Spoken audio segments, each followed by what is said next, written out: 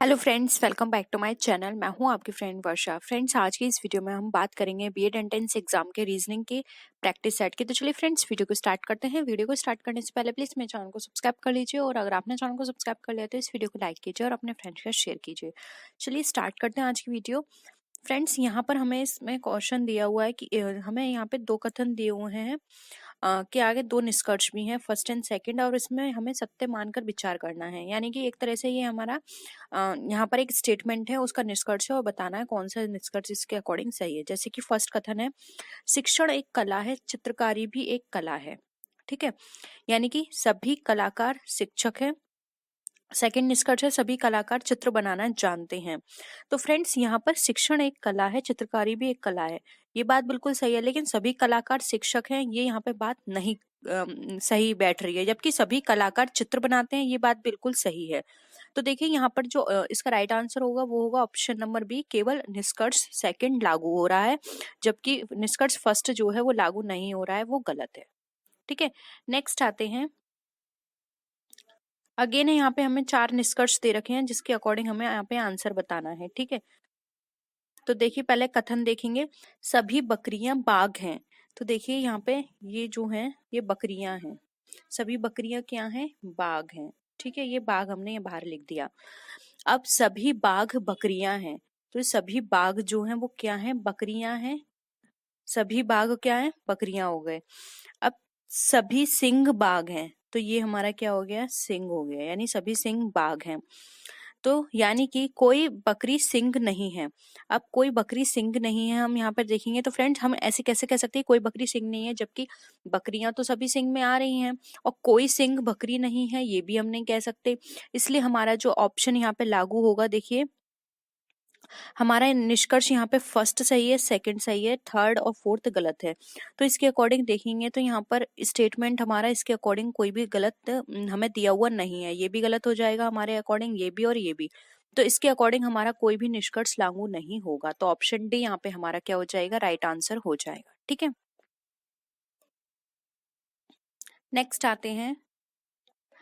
4 inch आकार के एक ठोस घन के विपरीत फलकों के जोड़े लाल, हरे और काले रंग हैं।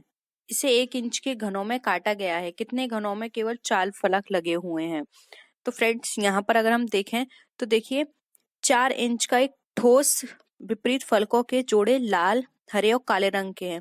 इसे 1 इंच के घनों में काटा गया है। कितने घनों में? केवल 4 फलक रंगे हुए हैं। तो फ्रेंड्स, अगर इसके अकॉर्डिंग देखें तो इसका राइट आंसर होगा 0। ठीक है, क्योंकि यहाँ पर अगर हम फलक काटेंगे तो यहाँ पे जो हमारा निकल कर आएगा वो 0 रहेगा। ना ही 4 यहाँ पे सही है, ना ही 8, ना ही 16। तो आंसर इसका ए सही होगा। ठीक है, नेक्स्ट है, A B C D E उत्तर की ओर मुंह करके एक पंक्ति में खड़े हुए हैं। तो फ्रेंड्स, यहाँ पर जैसे कि आप एक रो बना लीजिए, यहाँ पर पंक्ति में खड़े हुए हैं। ठीक है, ई बी से 4 मीटर बाईं ओर खड़ा हुआ है। अब ई जो है, ई को सेंटर में रखते हैं। ई कौन है? बी से बाईं ओर खड़ा हुआ है, तो बी को यहाँ रख देते हैं। बी के बाईं ओर 40 मीटर की दूरी पर है। कितनी हो गई? 40 मीटर की दूरी। ए सी से 20 मीटर बाईं ओर खड़ा हुआ है। ए सी से खड़ा हुआ है, तो अभी हम इनके बीच में ना रख के अलग से रखते हैं। ए सी से बाईं ओर, तो सी यहाँ होगा, तभी तो ए यहाँ होगा। और ये कितनी दूरी पर है? 20 मीटर की दूरी पर है। डी ई से 20 मीटर दाएं है। अब डी जो है वो ई से दाएं है 20 मीटर। तो देखिए ई के 20 मीटर यहाँ पर डी आ गया, और ये दाएं भी हो गया। अब और सी से 50 मीटर बाएं खड़ा हुआ है, और सी से क्या है? 50 मीटर बाएं खड़ा हुआ है। यानी कि यहाँ से बाएं देखें तो ये 50 मीटर हो गया। ए और बी के बीच की दूरी ज्ञात करनी है हमें। अब हमें बताना है ए और बी के बीच की, ए और बी के बीच की दूरी क्या होगी। तो फ्रेंड्स, यहाँ पर आप देखिए 20 ये हो गए, 50 ये हो गए। ठीक है, ए और सी के बीच में कितना है? डी और बीच की देखिए 20 ये हो गए, 50 ये वाले थे। ठीक है, और 20 ये वाले रह गए। तो कितने हो गए? 50, 20, 70, और 20 कितने हो गए हमारे? 90। तो ये 90 मीटर का फासला है। तो देखिए ऑप्शन सी में हमें यहाँ पे 90 मीटर दिया हुआ है, तो ऑप्शन सी यहाँ पे हमारा राइट आंसर हो जाएगा 90 मीटर। ठीक है, नेक्स्ट आते हैं, यदि सुनीता अनीता से लंबी है, ठीक है, यदि सुनीता जो है, सुनीता को यहाँ रखते हैं, अनीता को यहाँ रखते हैं, ये इससे क्या है, लंबी है। रीना चित्रा से लंबी है, तो रीना जो है किससे लंबी है, चित्रा से, ठीक है। लेकिन बानू से छोटी है, बानू को यहाँ रखते हैं, बानू से छोटी है। अनीता चित्रा से छोटी है, अनीता जो है वो चित्रा से क्या है, छोटी है। तो फ्रेंड्स यहाँ पे अनीता को हम छोटी है चित्रा से, तो यहाँ पर हम अनीता को इससे भी पहले रखेंगे, ठीक है। यानी कि चित्रा हमारी कहाँ पर आ जाएगी, चित्रा यहाँ आ जाएगी, यहाँ पर हमने अनीता रख दी, ठीक है। अब चित्रा सुनीता से लंबी है, तो सबसे छोटी कौन है, तो देखिए इस तरह से हम बना लेते हैं।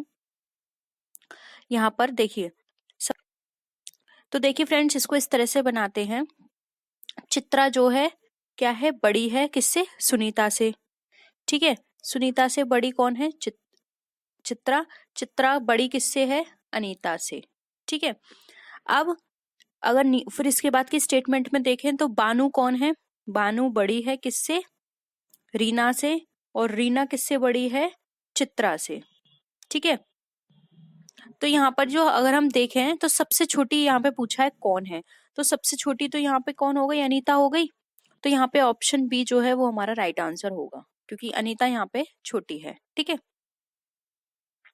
नेक्स्ट आते हैं, एक फोटो की ओर संकेत करते हुए विकास ने कहा, वह मेरे दादा के इकलौते पुत्र की पुत्री है। वह मेरे दादा, यानी कि ये मान लीजिए ये विकास है, इसके दादाजी यानी कि ग्रैंडफादर के सन की डॉटर है। इकलौता बोल रहे हैं, तो यानी कि विकास के भी फादर हो गए, ठीक है। विकास की फोटो वाली लड़की के साथ क्या संबंध है, तो विकास इसका कौन हो गया, विकास इसका ब्रदर हो गया, ठीक है। तो यहाँ पर अगर हम देखें तो ये पूछा है लड़की के साथ क्या संबंध है, तो लड़की उसकी कौन हुई, बहन हो गई। तो यहाँ पे ऑप्शन सी राइट आंसर हो जाएगा, लड़की उसकी बहन है, ठीक है। नेक्स्ट है, यदि परसों बृहस्पतिवार था तो रविवार कब होगा, ठीक है। परसों बृहस्पतिवार था, तो देखिए फ्रेंड्स आज शनिवार है, जैसे कि मानिए आज क्या है, आज शनिवार है, परसों बृहस्पतिवार था, यानी कि कल क्या हो गया, कल शुक्रवार होगा, तभी तो परसों बृहस्पतिवार होगा, ठीक है। अगर परसों बृहस्पतिवार था तो रविवार कब होगा, शनिवार है तो कल हो गया, ठीक है, कल रविवार होगा। तो यहाँ पे ऑप्शन ए जो है वो राइट आंसर होगा, आगामी यानी कल को हमारा रविवार होगा, तो ऑप्शन ए यहाँ पे हमारा राइट आंसर है। नेक्स्ट आते हैं, बच्चों की एक पंक्ति में रवि दाईं ओर से चौथा और श्याम बाईं ओर से दूसरा है। अब बच्चों की पंक्ति बना लीजिए, रवि कौन है, दाईं ओर से चौथा है, रवि दाईं ओर से 1 2 3 4, ये रवि है, दाईं ओर से क्या है, चौथा। अब श्याम बाईं ओर से दूसरा है, ये बाईं ओर है 1 2, ये हो गया श्याम, ठीक है, ये हो गया रवि। जब वे आपस में अपना स्थान बदलते हैं तो रवि दाईं ओर से 9वां हो जाता है, तो कोई भी इस तरह से ले लीजिए, पहले ये क्या था, ठीक है, पहले ये यहाँ पर चौथे नंबर पे था, अगर ये अपनी अपनी पोजीशन बदलते हैं 9वें नंबर पे हो जाएगा, तो 1 2 3 4 5 6 7 8 9, यानी कि यहाँ पे रवि को होना चाहिए। तो अब इसमें पूछा है श्याम की बाईं ओर की स्थिति क्या होगी, तो देखिए यहाँ पे श्याम है, ये दूसरे नंबर पे था, तीसरा चौथा पांचवा छठा सातवां नंबर होना चाहिए, ठीक है। तो देखिए यहाँ पे ऑप्शन सी राइट आंसर है, ये हमारा श्याम की स्थिति 7वें नंबर पर होगी, आप इस तरह से कर सकते हैं, ठीक है। नेक्स्ट है, एक आदमी की आयु 32 वर्ष थी जब उसका पहला बेटा हुआ। जब उसके बेटे की आयु 7 वर्ष हुई तो उसकी पत्नी 35 वर्ष की थी। अब उस आदमी और उसकी पत्नी की आयु के बीच का अंतर क्या है, यानी कि फ्रेंड्स यहाँ पर ये दिया हुआ है जब उसका पुत्र हुआ तब वो कितने वर्ष का था? पुत्र के समय माता की उम्र हम निकालते हैं, तो फ्रेंड्स 35 से 7 माइनस कर दीजिए, तो यानी माँ की उम्र उस समय 28 होगी जब वो उसका बच्चे का जन्म हुआ होगा। और पिता की देख लीजिए, उस टाइम 32 थी और ये 28 थी, तो दोनों में कितना अंतर हो गया? 4 वर्ष का। तो ऑप्शन डी यहाँ पे हमारा राइट आंसर है, दोनों में पति पत्नी में 4 वर्ष का अंतर है। ठीक है, नेक्स्ट है परमानेंट। अब देखना है परमानेंट में यहाँ पर कौन से अक्षर नहीं बनते हैं। रेमनेंट ये बन सकता है क्या? ट्रैम्प, मेंटोर या फिर एम्पियर। तो फ्रेंड्स यहाँ पर देखें तो मेंटोर जो है वो यहाँ पर नहीं बन सकता है, क्योंकि यहाँ पे ओ आ रहा है और परमानेंट में ओ नहीं होता है, जबकि एम्पियर बन सकता है, ट्रैम्प बन सकता है, रेमनेंट बन सकता है। तो यहाँ पे ऑप्शन सी जो है वो हमारा राइट आंसर हो जाएगा। ABCDEFG एक पंक्ति में खड़े हैं जो कि पूर्व की तरफ मुंह करे हुए, तो एक पंक्ति ऐसी बना लीजिए जिनका मुंह क्या होगा? इस तरफ होगा। और ये कितने पर्सन है? 7। तो आप 7 लाइन कर दीजिए, 1 2 3 4 5 6 एंड 7। ठीक है, अब यहाँ पर ये सी और डी के एकदम दाएं बैठा है, यानी कि सी जो है वो डी के एकदम दाएं है। तो अगर हम रखें यहाँ पे सी, तो डी एकदम उसके दाएं हो गया। अब यहाँ पर ये बोल रहे हैं कि बी पंक्ति के एकदम छोर पर बैठा है, तो देखिए बी यहाँ भी हो सकता है, वो यहाँ भी हो सकता है। अभी हमें कंफर्म नहीं है बी कहाँ बैठा है। और उसके पास ई बैठा है, तो ई हम यहाँ भी रख सकते हैं, ई हम यहाँ भी रख सकते हैं। लेकिन फ्रेंड्स यहाँ पे हमने सी रख दिया तो एक तरह से ये दोनों कट गए, तो ठीक है ई हम यहाँ पर रखेंगे, बी ई। हो सकता है हमारा सी और डी हमने बिठाया यहाँ तो यहाँ ना हो, तो एक बार हम इसको करके देख लेते हैं। ये नहीं बैठता तो हम फिर से बनाने की कोशिश करेंगे। ठीक है, तो अभी तो हमारी प्लेस ये हो गई। ठीक है, अब इसके बाद है जी ई और एफ, मतलब जी जो है वो ई और एफ के बीच में बैठा है, तो ई हमने यहाँ बिठाया तो इट मीन्स हमें एफ यहाँ बिठाना चाहिए और यहाँ पे क्या होना चाहिए? जी। डी दक्षिणी सिरे से तीसरे नंबर पर है। अब दक्षिणी सिरे से देखें तो डी जो है वो यहाँ पे तीसरे नंबर पर आना चाहिए। तो फ्रेंड्स यहाँ पे तीसरे नंबर पर ही है, देखिए अब मैच कर गया, 1 ये हो गया, 2 ये हो गया एंड 3 ये हो गया, तो ये तीसरे नंबर पर है। अब हमारे पास क्या बचा फ्रेंड्स? ए बचा अब हमारे पास, तो ए हम यहाँ पे रख देते हैं। ठीक है, एक बार मैं फिर से आपको बता देती हूँ अगर आपको क्लियर ना हो। देखिए ये हमने पंक्ति बनाई, यहाँ से तीसरे नंबर पे हमने किसको बिठाया? डी को, और उसके बाएं कौन है? सी। ठीक है, अब यहाँ पर ये बोल रहे हैं कि बी जो है बिल्कुल कॉर्नर पे बैठा है, बी हो गया। और उसके बाद क्या है? बी, बी के पास में कौन बैठा हुआ है? ई बैठा हुआ है। उसके बाद ये बोल रहे हैं कि जी जो है वो ई और एफ के बीच में है, तो जी यहाँ आ गया, एफ यहाँ आ गया। तो कितने पर्सन हो गए? 1 2 3 4 5 6 एंड 7। तो अब क्या बचा? ए, ए हमारा इधर आ गया। तो अब यहाँ पर क्वेश्चन में क्या पूछा गया? वे व्यक्ति कौन है जो एकदम छोर पर बैठे हुए हैं? तो बी बैठा हुआ है छोर पर और ए बैठा हुआ है छोर पर, तो इसके अकॉर्डिंग ऑप्शन बी हमारा यहाँ पे राइट आंसर हो जाएगा। आई होप ये आपको क्लियर हो गया होगा। नेक्स्ट आते हैं, सीता अशोक की भतीजी है, अशोक की माता लक्ष्मी है, तो इस तरह से बना लेते हैं। अशोक यहाँ पे सेंटर में है तो अशोक को सेंटर में रखते हैं। अशोक की भतीजी यानी कि एक तरह से इसकी बेटी हम मान लेते हैं। यहाँ पर अशोक की भतीजी कौन है? यहाँ पर सीता है। ठीक है, सीता कौन है? अशोक की भतीजी। अशोक की माता लक्ष्मी है, ऊपर इसकी इनकी माता आ गई लक्ष्मी। ठीक है, कल्याणी लक्ष्मी की माता है। अब कल्याणी जो है वो लक्ष्मी की भी माता है, तो ये क्या आ गई? कल्याणी। ठीक है, अब कल्याणी का पति गोपाल है, तो कल्याणी का पति कौन हो गया यहाँ पे? गोपाल। ठीक है, ये गोपाल हो गया। पार्वती गोपाल की सास है। अब पार्वती कौन है? यहाँ पे गोपाल की सास हो गई। ठीक है, यानी कि कल्याणी की माता की सास है। सीता का गोपाल से क्या संबंध है? अब ये जो सीता है इसका इस गोपाल से क्या संबंध है, तो ये बताना है हमें, सीता का गोपाल से। तो फ्रेंड्स यहाँ पर अगर हम देखें तो ये इसकी भतीजी है। ठीक है, तो ये इसके चाचा लगी, वो चाचा लगा। अब इसकी माता जो है लक्ष्मी है, लक्ष्मी की माता कल्याणी है और वो उसका फादर है। तो इट मीन्स हम ये यहाँ पर बोल सकते हैं कि जो सीता जो है वो पड़पोती हो गई। ठीक है, गोपाल की कौन हो गई सीता, पड़पोती हो गई। ठीक है, तो देखिए ऑप्शन सी में यहाँ पे लिखा हुआ है सीता गोपाल की कौन है, पड़पोती है, तो ऑप्शन सी यहाँ पे हमारा right answer. I hope friends आपको ये क्लियर हुआ होगा, क्योंकि स्क्रीन पर हम और इससे अच्छे तरीके से नहीं समझा सकते। आई होप आपको क्लियर हो ये। अगर ये क्वेश्चन क्लियर नहीं है तो प्लीज जरूर बताइएगा, क्लियर है तो प्लीज एक बार जरूर बताइएगा ये भी कि हमको ये क्वेश्चन क्लियर है। ठीक है, नेक्स्ट आते हैं, ए बी की बहन है। अब ए कौन है, बी की बहन है, यानी कि ए बहन है, बी भाई भी हो सकता है, बहन भी हो सकती है। ठीक है, अब सी बी की माता है। सी कौन है, बी की माता है। ठीक है, ये बी की माता है। डी सी का पिता है। डी कौन है, सी का भी पिता है। सी का पिता कौन है, डी, यहाँ पर हम लिख देते हैं पिता। ठीक है, ई डी की माता है। अब ई कौन है, डी की माता है, तो एक बार हम इसको फिर से बना लेते हैं। ठीक है, ए कौन है, बहन है किसकी, बी की। ठीक है, सी बी की माता है, इसकी माता कौन है, सी। डी सी का पिता है। अब डी कौन है, सी का पिता है, यानी कि ये माता हो गई, और ये डी पिता है, ये प्लस में आ गया।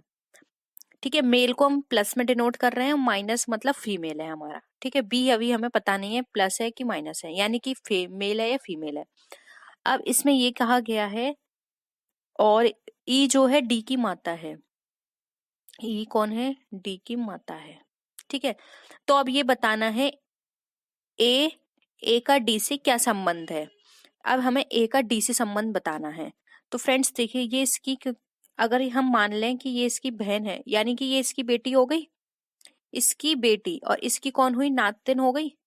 ठीक है, इसकी नातिन हुई, क्योंकि ये इसका कौन लगा, इसका ये नाना लगा, तो ये इसकी नातिन हुई।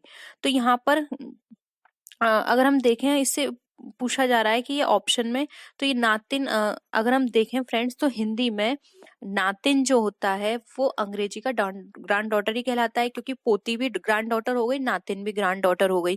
तो इसके अकॉर्डिंग, ऑप्शंस के अकॉर्डिंग हम पोती ही यहाँ पे टिक करेंगे, वैसे नातिन होना चाहिए था हिंदी के अकॉर्डिंग। ठीक है, लेकिन अगर ये क्वेश्चन इंग्लिश में होता तो वहां पे ग्रैंड डॉटर लिखा होता, क्योंकि पोती को भी ग्रैंड डॉटर बोलते हैं और नातिन को भी ग्रैंड डॉटर बोलते हैं।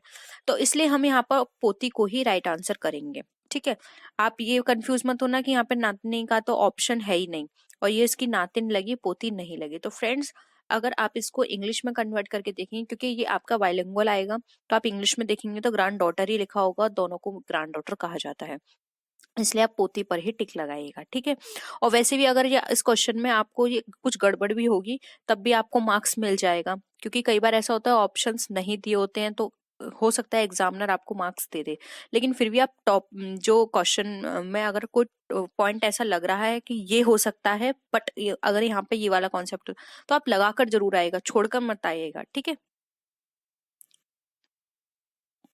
नेक्स्ट है, अब देखिए फ्रेंड्स, ये वाले जो क्वेश्चंस हैं ये भी दो तरह से दिए होते हैं। जैसे कि फ्रेंड्स यहाँ पे ये क्या दे रखे हैं, हमें वर्ड दे रखे हैं, अब इनका जो रियल में नंबर होते हैं वो यहाँ पे गिवन होते हैं। जैसे नंबर दे रखे हैं, ये रियल वाले भी दे सकते हैं। जैसे कि रियल वाले में मेरा मतलब ये है, जैसे कि ए आता है फर्स्ट पर, बी आता है 2 पर, सी आता है 3 पर, डी आता है 4 पर, एंड XYZ। ठीक है, इस तरह से इनका क्या है, ये रियल नंबर है, मतलब इनका प्लेस है कि 3 नंबर पर आता है हमारा सी।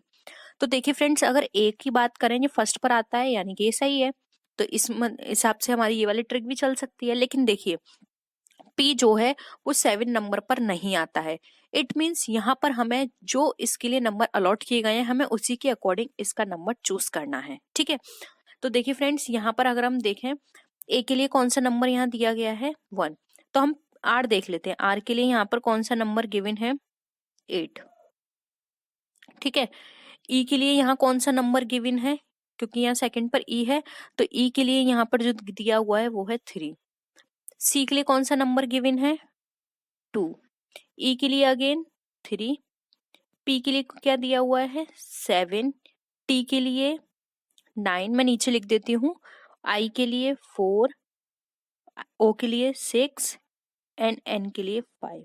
ठीक है, तो देखिए फ्रेंड्स, 4 6 5 लास्ट में कहाँ आ रहा है, यानी ये ऑप्शन कट गया, और ये ऑप्शन कट गया। अब बी और सी में देखना है, तो देखिए 83237946 यस, ऑप्शन बी हमारा यहाँ पे राइट आंसर है। ठीक है, तो इस तरह से ये आपको करना है। दो तरह से हो सकते हैं, इनके रियल जो प्लेस होती है वो नंबर दे सकते हैं, या फिर इन्होंने जो नंबर अलोकेट किया हम उसके अकॉर्डिंग करेंगे। ठीक है, नेक्स्ट आता है, यदि कोड्स को एक कूट भाषा में ESRCOU लिखा जाए तो उस भाषा में ब्रीथ को किस तरह लिखा जाए। तो देख लेते हैं फ्रेंड्स, इस तरह से लिखने का क्या पर्पस है। COURSE,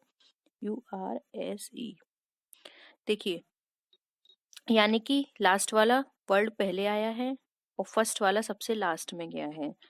ये वाला इधर आया है, ये वाला वो इधर गया है, यानी कि इनके जो प्लेस है वो आपस में यहाँ पर इनको कन्वर्ट कर दिया गया है। ठीक है, एक दूसरे की जगह एक्सचेंज कर दिया गया है। तो उसी तरह से हम यहाँ देख लेते हैं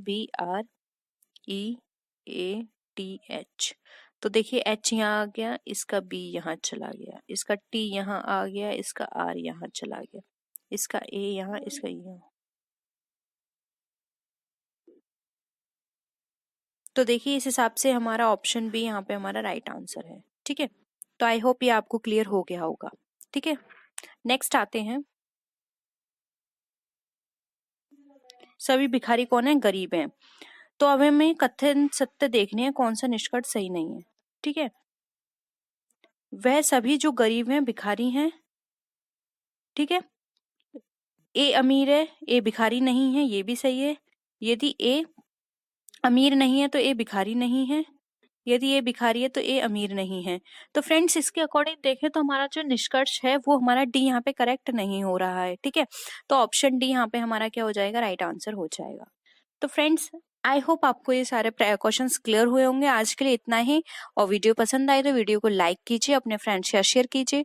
किसी भी तरह की कोई भी क्वेरी हो तो जरूर बताइएगा। तो फ्रेंड्स नेक्स्ट वीडियो में हम फिर मिलते हैं आपसे और भी अच्छी वीडियोस के साथ। तब तक के लिए बाय बाय।